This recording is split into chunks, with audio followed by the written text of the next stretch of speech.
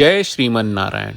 ए पर जे टिप्पणी हम करे जा रहल बा रामानुजदास श्रीमान गट्टू वेणुगोपाल स्वामी जी के द्वारा दिहल गयल बा। अध्याय 4 ज्ञान योग श्लोक 6। अजोऽपि सन् अव्ययात्मा भूतानां ईश्वरोऽपि सन् प्रकृतिं स्वाम् अधिष्ठाय संभवामि आत्मा मायया। ओम।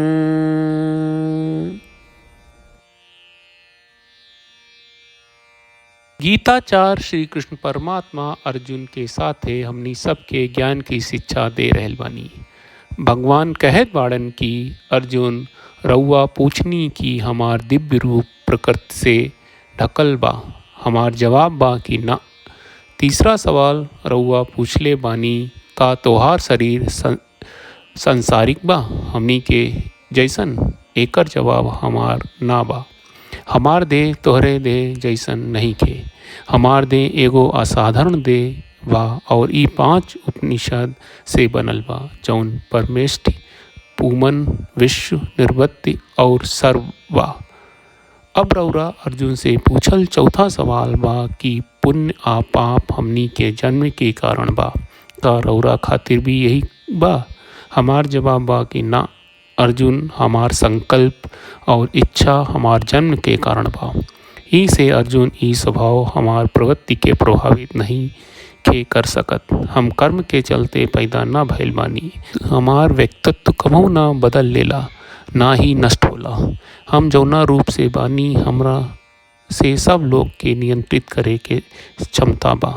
ई तरह से श्री कृष्ण परमात्मा आपन महिमा के प्रकट कर रहल बाड़े। हमनी के आपन आ हमनी के बीच एगो साफ अंतर देखा रहल बाड़े।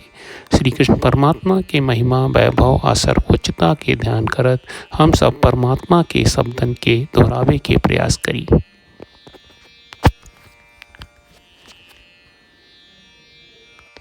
अजोऽपि सन् अव्ययात्मा भूतानां ईश्वरोऽपि सन् प्रकृतिं स्वामधिष्ठाय संभवामि आत्मा मायया।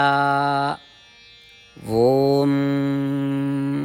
श्रीमद् भगवत गीता का पूरा सार श्री कृष्ण परमात्मा ने अध्याय 18वें के श्लोक 65 से 70 में 8 काम करे खातिर दिले बाड़े।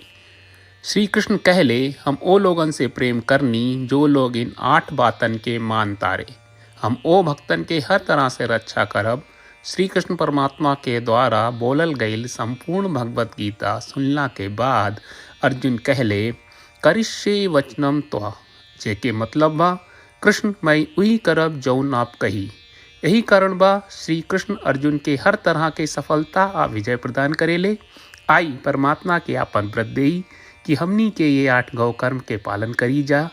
ई वचन परमात्मा के देवे से बड़न कौनो पूजा तपस्या यज्ञ नहीं। हम 8 प्रण कहब जौन हमनी के करे के चाहिए। आप सब कृपया इन्हन के आपन दिमाग और दिल में सोची। श्री कृष्ण के आपन वचन देवे के ई तरीका में हमनी सबकी कल्पना करे के चाहिए कि श्री कृष्ण का चेहरा खुशी से चमकत बा और खुशी के एहसास करत बा। जय श्रीमन नारायण। यहाँ हमनी के 8 वादा बा। हमनी के पहला वादा, हे श्रीमन नारायण आपका निर्देश के मुताबिक हम हमेशा तोहार ध्यान करब और तोहार बारे में सोचब। हमनी के दूसर वादा, हे श्रीमन नारायण आपका सलाह का अनुसार हम हमेशा आपका भक्त रहब।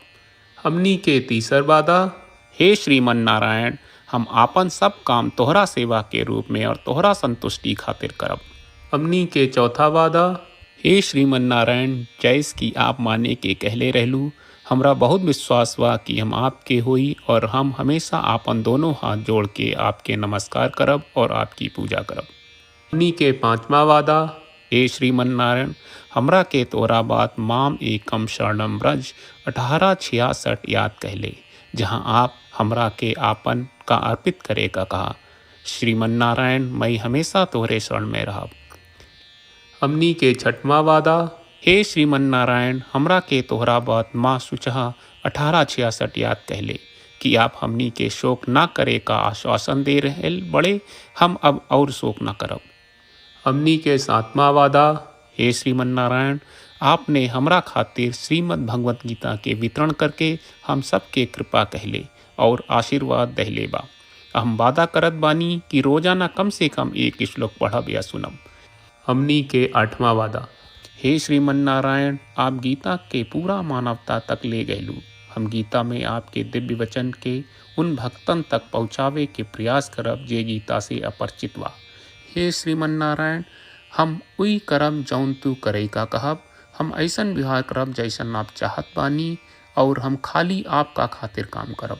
श्रीमन्नारायण के रोज आपन वचन देहल कि हम ओइस करब जैस आप कहत बानी, ई अपने आप में बड़न पूजा बा। श्रीमन्नारायण, करशे वचनम त्वा। श्रीमन्नारायण, हम तोरे निर्देश के मुताबिक काम करब। सर्वम श्री कृष्ण अर्पणम अस्तु। जय श्रीमन्नारायण। अजोऽपि सन् अव्ययात्मा भूतानां ईश्वरोऽपि सन् प्रकृतिं स्वाम् अधिष्ठाय संभवामि आत्मा मायया। ओम अजोऽपि सन्नव्ययात्मा भूतानाम् ईश्वरोऽपि सन् प्रकृतिं स्वामधिष्ठाय संभवामि आत्मा मायया। ओम श्रीमन्नारायण, करिष्ये वचनं तव। सर्वं श्रीकृष्णार्पणमस्तु। जय श्रीमन्नारायण। जय श्रीमन्नारायण। सब भक्त लोगों से विशेष अनुरोध बा, जीवन में हर चीज में हमनी के तत्कालिक और प्रभावशाली परिणाम की अपेक्षा रहेला। एकरा खातिर आइए रोजाना 1 मिनट के समय निकालल जाए और नारायण आश्रम पढ़ल जाए। नारायण आश्रम प्राप्त करे खातिर नारायण आश्रम वेबसाइट पर जाई, जो www.narayanaashram.org है, और पंजीकरण में आपन नाम और ईमेल दर्ज करी। आपके द्वारा प्रदान कईल गई ईमेल पर आपका एक नारायण आश्रम PDF प्राप्त हुई। PDF में एक रामायण श्लोक, एक गीता श्लोक और एक विष्णु नामम बा। ये तीनों के मिल के नारायण आश्रम कहल जाला। हर व्यक्ति के ये श्लोक के अलग अलग संयोजन मिलेला। जब हर कोई 24,000 भक्तन के साथ रोजाना आपन नारायण आश्रम पढ़त आ सुनत बा, ता हर दिन संपूर्ण रामायण का 1 दौर, श्रीमद् भगवत गीता पारायण के 33 दौर और श्री विष्णु सहस्त्रनाम स्तोत्र पारायण के 24 दौर प्रतिदिन पूरा होएला। ई एक बहुत ही उल्लेखनीय और विलक्षण परिणाम बा, जौन हर एक दिन ऐस करे से निकलेला। ये कारण बा कि आप और आपके परिवार के सदस्य तुरते जाके आपन नारायण आश्रम प्राप्त करी। जय श्रीमन्नारायण।